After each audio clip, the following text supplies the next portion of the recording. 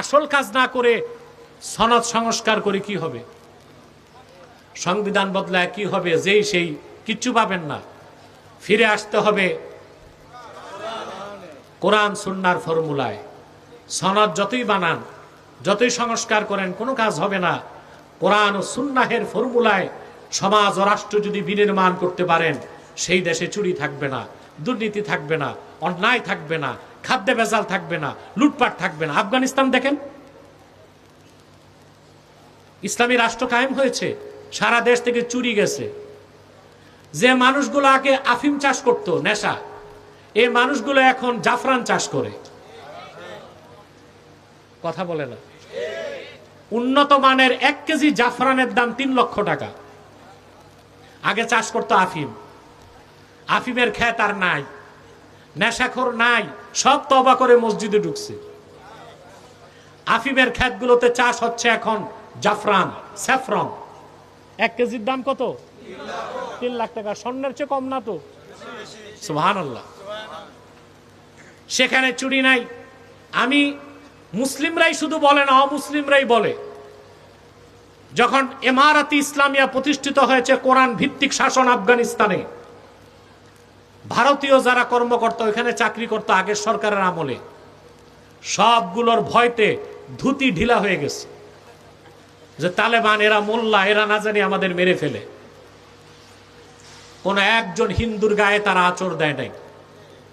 তাদেরকে সুরক্ষা দিয়েছে, তাদেরকে সুখাদ্য দিয়েছে, তাদেরকে পূর্ণ নিরাপত্তা দিয়ে দিল্লি ফেরাই দিয়েছে।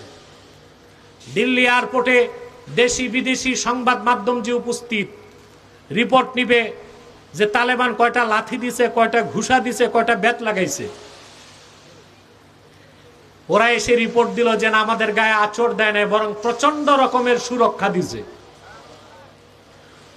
তো দিল্লির এক সাংবাদিক কর্মকর্তাকে সাংবাদিক জিজ্ঞেস করছে, আগের শাসন আর কোরআনের শাসন পার্থক্য কি পাইছেন?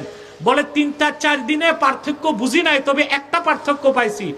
আগে কবাবে গোশত কম থাকতো, ডাল বেশি থাকতো। 3 দিনে দেখছি কবাবে গোশত বেড়ে গেছে, ডাল কমে গেছে। এটা কয় দিনের রিপোর্ট? আমরা ব্যর্থ বাঙালি, আমরা কোরআন সুন্নাহ দিয়ে রাষ্ট্র সাজাতে পারি নাই। ঠিক কিনা? ইসলামী রাষ্ট্র ব্যবস্থাকে বিশ্বাস করি না। ওই এক বুদ্ধিজীবীর টকশো শুনলাম। আমার যখন ওযু থাকে না, বেকার থাকি, একটু টকশো দেখি এরা কি বলে টলে, বুঝলেন? আজে বাজে সময়, আজে বাজে কাজ, আর কি। এগুলো শোনার তো তেমন টাইম আমার নাই। দেখি বুদ্ধিজীবী একটা বলতেছে, ইসলামী রাষ্ট্র কোনোদিন হতে পারে না। কেন? বলে ধর্ম যার যার, রাষ্ট্র সবার। এখন আপনি ইসলামী রাষ্ট্র করবেন তো অমুসলিমদের কি হবে? আমি অবাক হয়ে গেলাম। বুদ্ধিজীবীর চুলগুলো পাকছে, মাথায় স্টেডিয়াম টাক পড়ছে, কিন্তু আল্লাহর বান্দার বুদ্ধি হয় না, ইসলাম সম্পর্কে তার কোনো জ্ঞান নাই। আর 10টা ধর্মের সাথে সে ইসলামকে তুলনা করছে। ইসলাম ধর্ম না, জীবন বিধান।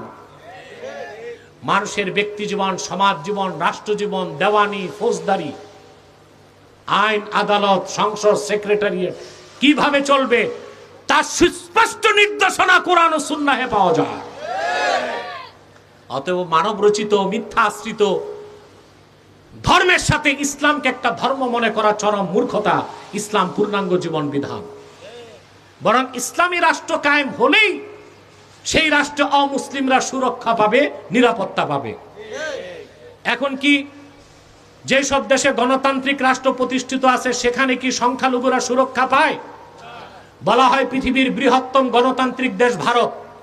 সেই ভারত গণতন্ত্র দিয়া চলে, ধর্মনিরপেক্ষতার কথা বলা হয়। সেই ভারতেই পৃথিবীর সবচেয়ে বেশি মুসলিম নির্যাতন করা হয়।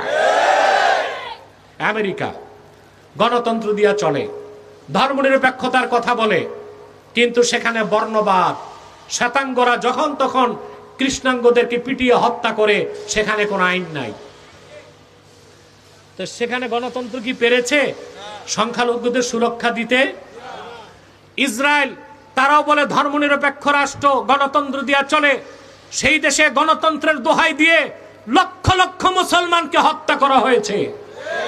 অতএব এটাই সত্য, গণতান্ত্রিক রাষ্ট্রে সংখ্যালঘুরা নিরাপদ নয়, ইসলামী রাষ্ট্রেই সংখ্যালঘু, নারী, এমনকি জীব জানোয়ারও সুরক্ষা পাবে, নিরাপত্তা পাবে।